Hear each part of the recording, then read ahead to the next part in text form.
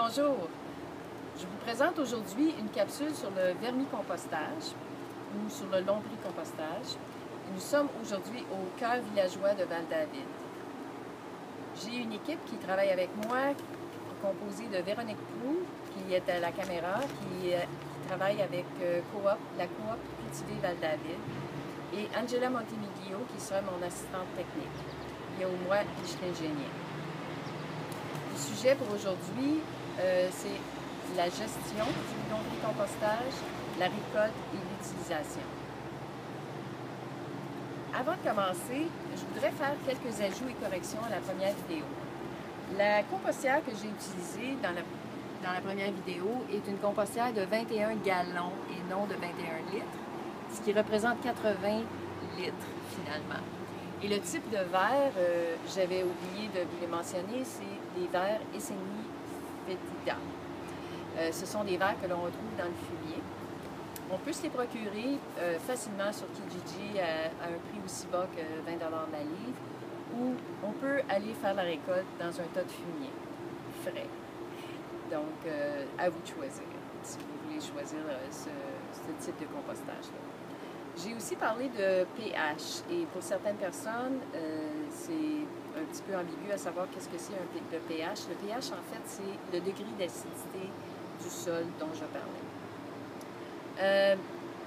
Les composantes qui sont importantes pour un compost, que ce soit le vermicompost ou autre type, ce sont les composantes carbonées, les matières carbonées versus les matières azotées.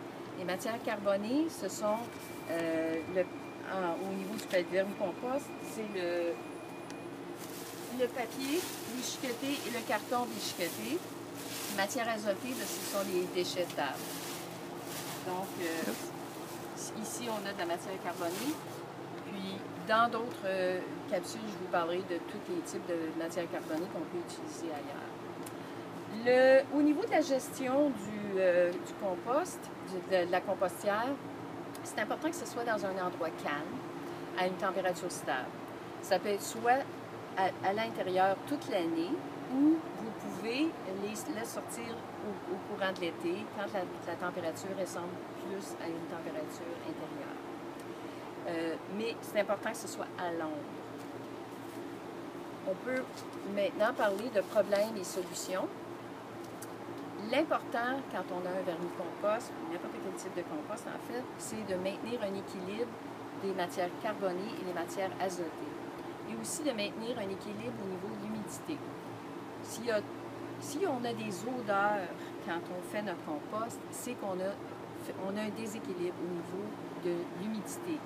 Soit que le vermicompost est chargé d'eau, est gorgé d'eau, ou qu'il y a trop de matière. Ça peut être aussi qu'il y a trop de matières fraîches qui sont riches en azote. Ça peut être une question aussi qu'on a mis trop de nourriture pour la quantité de verre qu'on a dans la compostière.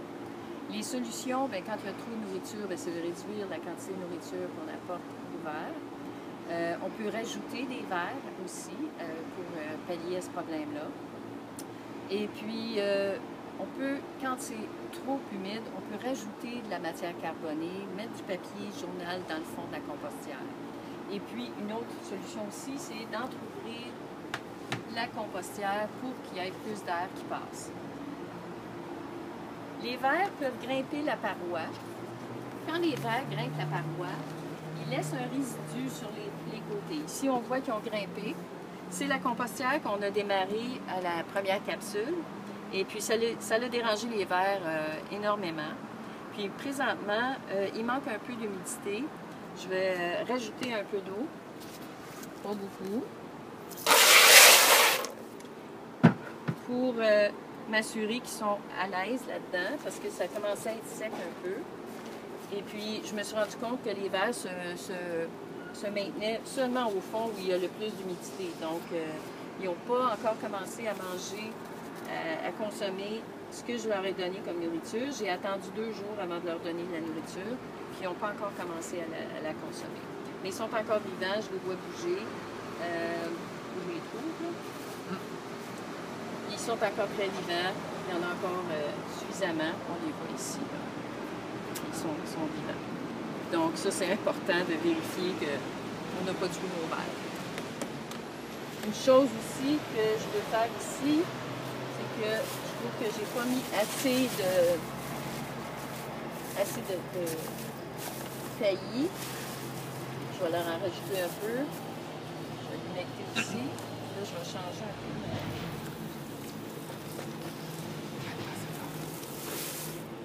Pour que ça soit trop humide non plus. OK. Donc, je vais la laisser entrouverte un petit peu. Mais il n'y a aucun danger que les vers sortent de la compostière parce qu'ils peuvent sortir seulement par le fond, en fait. Ils ne peuvent pas sortir par les côtés ni par le dessus. Si les vers se mettent à grimper et que c'est soit trop humide pour eux, c'est aussi une des conditions qui peut faire qu'ils vont grimper, c'est que c'est trop acide et aussi trop acide. Puis, une des grandes raisons souvent, c'est qu'ils sont trop nombreux. À ce moment-là, si c'est trop humide, on rajoute du papier journal, on ouvre le couvercle. Si c'est trop acide, on ajoute des coquilles d'œufs broyées. Si c'est parce qu'il y en a trop dans la compostière, bien, on commence à récolter les vers pour démarrer une nouvelle compostière avec moins de vers. Maintenant, je vais vous parler, ça je l'ai déjà dit, merci. Ah oui, une chose que j'ai oublié de vous dire, c'est si les vers sortent beaucoup par le fond, on peut mettre un géotextile. Si on a fait des fois, les trous sont un peu trop gros, quelque chose comme ça, on peut mettre un géotextile au fond de la compostière. Un autre problème qu'on peut encourir, c'est les mouches à fruits. Si on a des mouches à fruits, c'est sans doute parce qu'on a laissé la nourriture exposée à l'air libre ou qu'il y en a trop pour que les vers puissent la consommer rapidement. La solution, c'est de toujours recouvrir les résidus comme il faut. Puis c'est justement ce que je n'avais pas fait comme il faut ici. J'ai pallié à ça.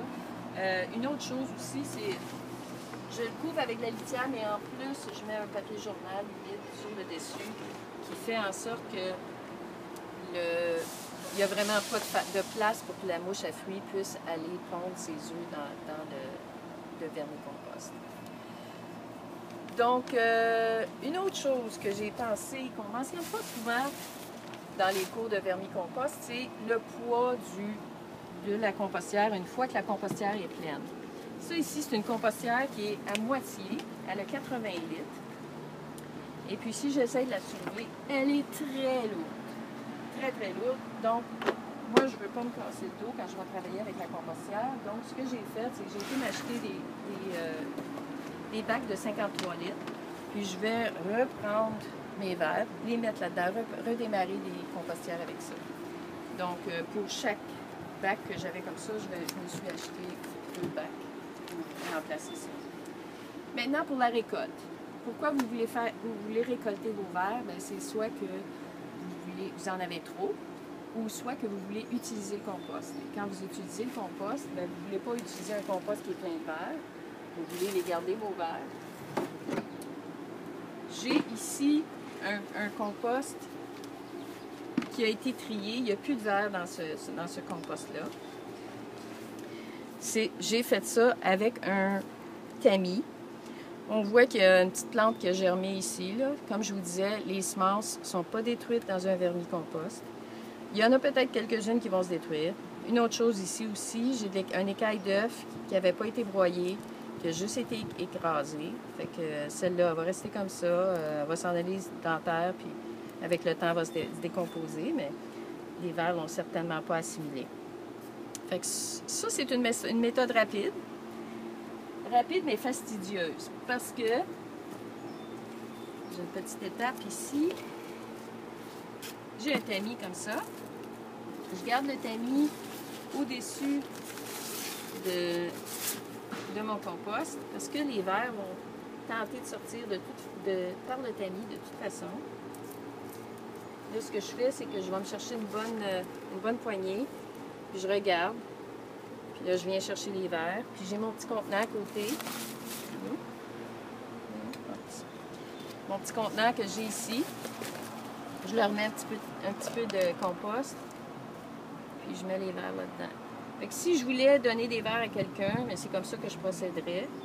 Parce que Ils sont encore très vivants, ils bougent très bien. Puis, si je voulais l'utiliser pour mettre dans mon potager ou quelque chose comme ça, le plus possible. Mais ça peut être long, là. Je veux dire, on prend juste une petite poignée à la fois. Mais en niveau du temps, c'est moins long que les autres méthodes. Parce que les autres méthodes, on laisse les vers faire tout le travail. Ici, j'ai des petits restes que je vais remettre dans un autre compost. Puis la plante ne dérange pas, c'est une annuelle de toute façon, ça ne fera pas de problème. Je mets ça ici. Puis je continue. Puis je garde ça ici dans un contenant avec des trous dans le contenant. Jusqu'à temps que je suis prête à les utiliser. Une autre méthode pour récolter notre compost ou nos vers, c'est avec une banane. On coupe une banane en deux comme ça. Là, j'ai des petits points ici. C'est quatre moitiés de banane que j'avais mis là. Faire ça. Je crois que ça perd de l'humidité. Ça fait seulement 3 jours, mais ça peut prendre entre une semaine, un petit peu plus qu'une semaine même. Il faut que les vers se retrouvent tout autour de la banane. Fait que présentement, il y a déjà une bonne quantité de vers qui sont là. Puis ils s'en viennent. Éventuellement, ils vont tous être à l'intérieur de la banane. Présentement, ils l'observent, puis ils sont en train ils l'ont senti, puis ils sont tous accumulés autour de la banane. Ici, je les ai creusés ce matin, puis je pense que je les ai dérangés. On voit qu'il y en a quelques-uns ici, là, mais la banane est pas loin. Puis on devrait éventuellement pouvoir sortir la banane, puis qu'il y ait plein de vers comme ça tout le tour. C'est une façon de récolter un peu plus rapidement, mais sans être obligé de... Ils se localisent tous près des bananes. Mais là, je trouve que j'ai pas assez de bananes dans le contenant pour le nombre de vers que j'ai, parce que si je creuse à côté, il y en a encore plein à côté. Il y en a encore plein ici. Donc, je vais mettre une autre banane ici aujourd'hui. Je vais la creuser assez profondément.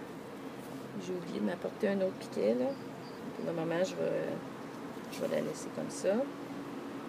Puis éventuellement, je vais la briller puis mettre un petit piquet pour savoir où elle est. Pour pouvoir creuser au bon endroit. Une autre méthode pour récolter les vers, c'est d'arrêter de nourrir d'un côté de la compostière. Vous arrêtez complètement pendant au moins 1 mois. Puis, éventuellement, les vers vont tous se retrouver de ce côté-ci parce que vous nourrissez toujours du même côté. Donc, cette méthode-là est plus longue. Celle-là est un petit peu plus rapide. Puis, le tamis, c'est vraiment la méthode la plus rapide, mais la plus compliquée là, au niveau du... compliquée. Fastidieuse, ça prend une patience là, pour aller chercher tous les vers. Pour l'utilisation du compost, maintenant, parce qu'une fois qu'on a récolté nos vers, on peut le mélanger avec la terre puis l'étendre sur la pelouse, si on veut. On peut l'intégrer au sol du potager. Puis on peut s'en servir aussi pour faire des semis. Il faut autant que possible maintenir l'humidité quand on applique. Puis, je vous fais une mise en garde encore une fois, c'est que les semences, il y en a beaucoup qui ne sont pas détruites avec le vermicompost. Ceci complète mes capsules sur le vermicompost. Mes prochaines capsules vont traiter de compost chaud rapide et de compost froid lent. Je vous remercie de votre attention et amusez-vous et à la prochaine. Et merci à l'équipe qui m'a aidé. Au revoir.